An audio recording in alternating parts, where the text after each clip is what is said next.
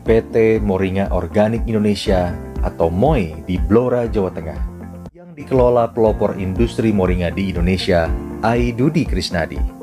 Meski belum mencukupi jumlah minimal bubuk untuk ekspor, namun pembeli dari berbagai negara seperti Belanda, Jerman, Kanada, Malaysia, Arab Saudi, Jepang, Ghana, dan Amerika Serikat datang sendiri ke Indonesia untuk membeli tepung moringa.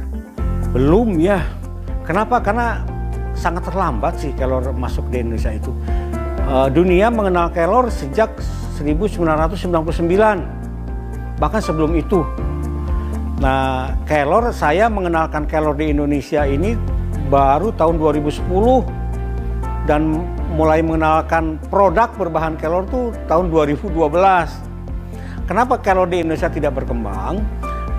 Kenapa kan ada stigma mistis bahwa kelor itu untuk memandikan mayat, menghilangkan susuk, menghilangkan aji-aji, ilmu dan sebagainya seperti itu. Jadi sangat susah. Ditambah lagi ada stigma bahwa di Indonesia ini hanya orang miskin yang makan kelor. Kalau di Eropa hanya orang kaya itu yang bisa makan kelor karena harganya sangat tinggi. Dudi menekankan pentingnya menjaga kandungan nutrisi kelor dalam setiap pengolahannya. Kandungan nutrisi yang tinggi akan menjaga permintaan dunia terhadap komoditi moringa Indonesia.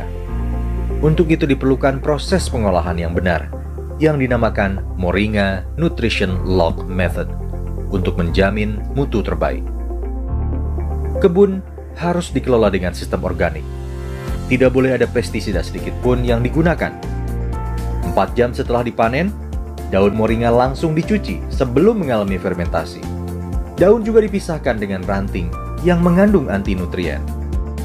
Selanjutnya, daun dicuci dengan air ozon untuk mengurangi mikroba. Pencucian dilakukan cepat agar zat nutrisi tidak larut dan terbuang.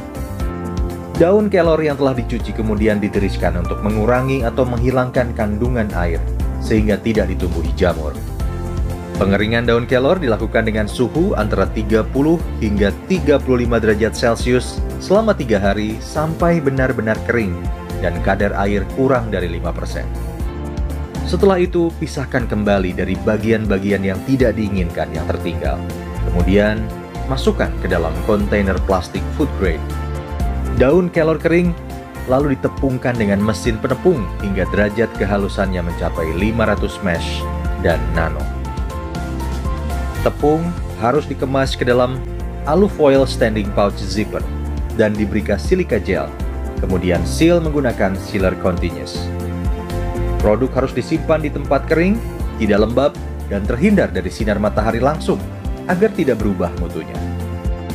Dudi juga menegaskan saat ini baru 20% kebutuhan moringa dunia yang terpenuhi, dan 80% dari 20% tersebut dipenuhi oleh India yang konon kualitasnya diragukan dunia. Menurutnya, saat ini moringa berkualitas tinggi justru berasal dari Tenerife, Spanyol, dan Indonesia.